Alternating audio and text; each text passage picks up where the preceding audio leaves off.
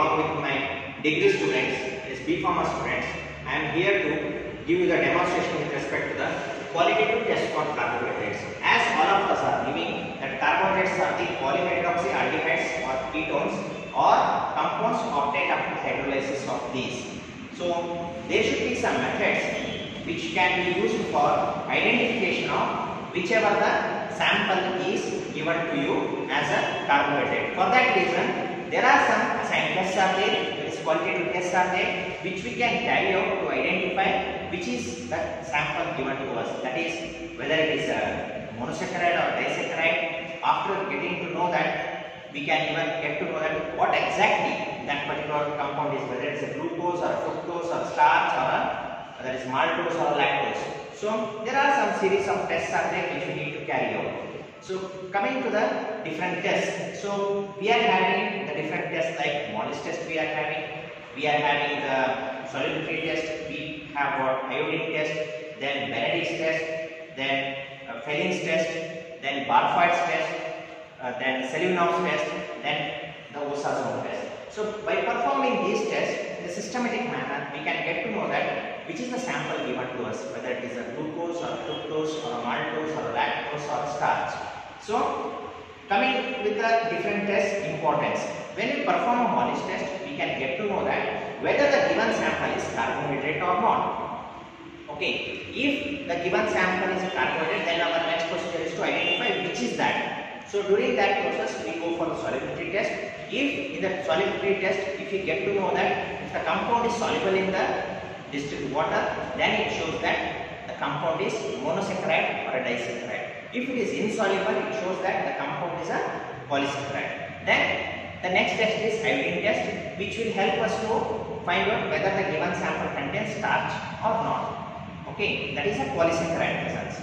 Then there are two tests like Benedict's test and Felling's test, which will enable us to identify whether the given sample is reduced in sugar or not. Then there is a test, that is Barfoed test, which will enable us to get to know that whether the given carbohydrate sample, whatever is given to us, whether it is a monosaccharide or a disaccharide. Then coming to the next test, that is Seliwanov's test, it will give us the information that whatever the sample is given, whether it is a aldose containing, that is whether it is an aldose or a ketone, that is aldehyde as a functional group containing carbohydrate or ketone group as a functional group containing carbohydrate. Then comes the finally the Osazone test.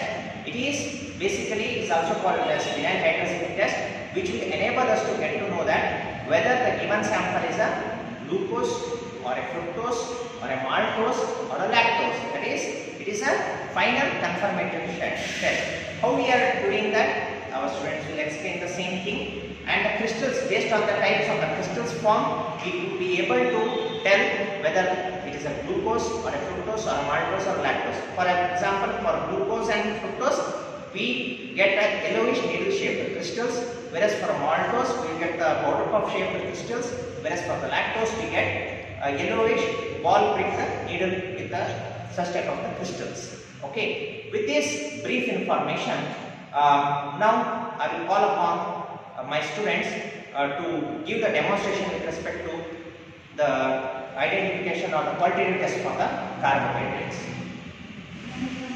Greetings to everyone. My name is Rakshita Hedkar, and today I will be performing the qualitative test for carbohydrates.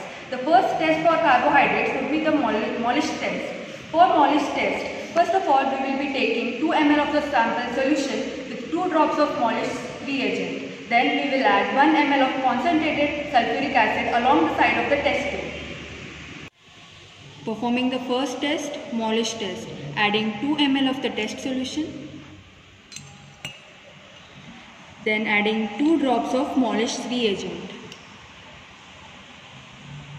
Now we need to add 1 ml of concentrated sulfuric acid along the side of the test tube.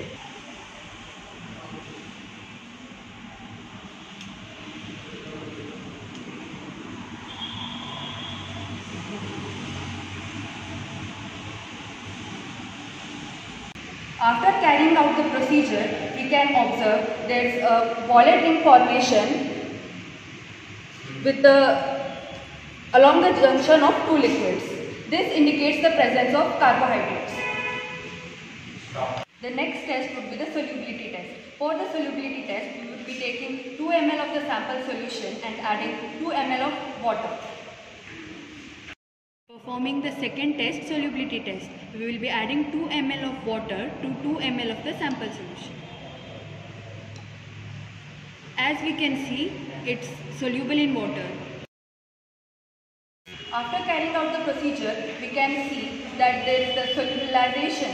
This indicates the presence of mono or disaccharides. The iodine test. For carrying out the iodine test, we will be taking 2 ml of the sample solution plus 2 drops of iodine in a test tube. Is the iodine test. To the 2 ml of the test solution, we will be adding 2 drops of iodine solution.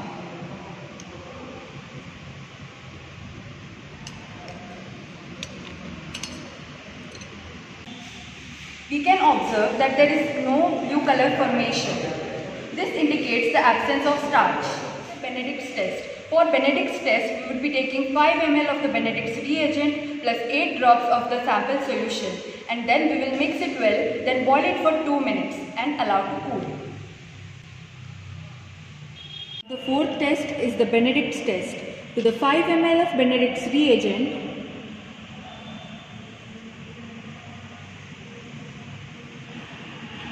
we will be adding 8 drops of the test solution.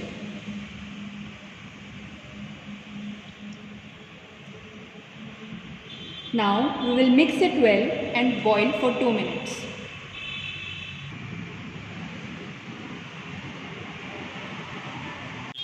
After carrying out the procedure, we can observe the yellow color formation. This indicates the presence of reducing sugars in it. The fifth test is the Fellings test. For carrying out the Fellings test, we would be taking 2 ml each of the Fellings A and Fellings B solution along with 1 ml of the sample solution. We will boil it for 2 minutes and then allow it to cool. Now the fifth test is the Fellings test. We will be taking 2 ml each of Fellings A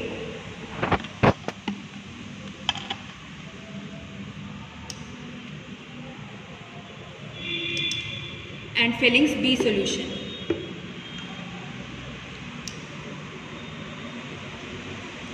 Plus 1 ml of the test solution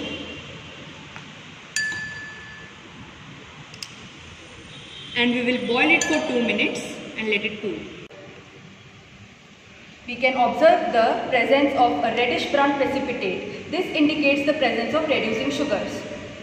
The sixth test is the Barfoed's test. For carrying out the Barfoed's test, we will be taking 1 ml of the Barfoed's reagent, 1 ml of the test solution, then we will boil it for 2 minutes.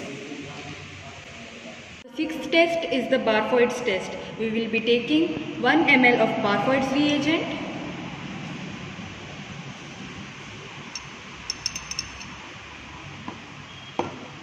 plus 1 ml of the test solution and boil it for 2 minutes.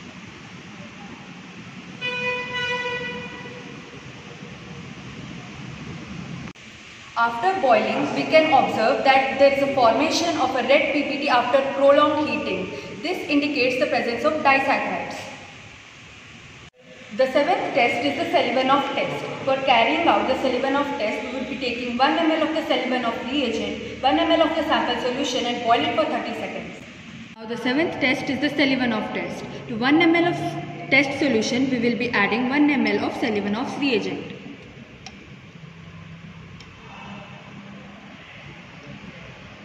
And we will boil it for 30 seconds.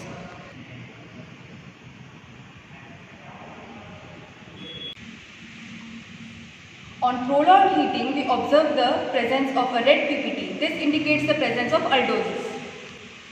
Last test we would be carrying out for the test of carbohydrates is the Osazone test or the phenylhydrazine test.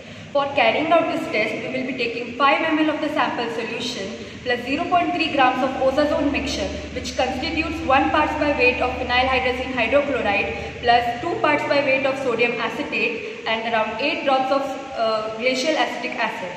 We will boil it for around 30 to 45 minutes and we will observe there is a presence of yellow precipitate.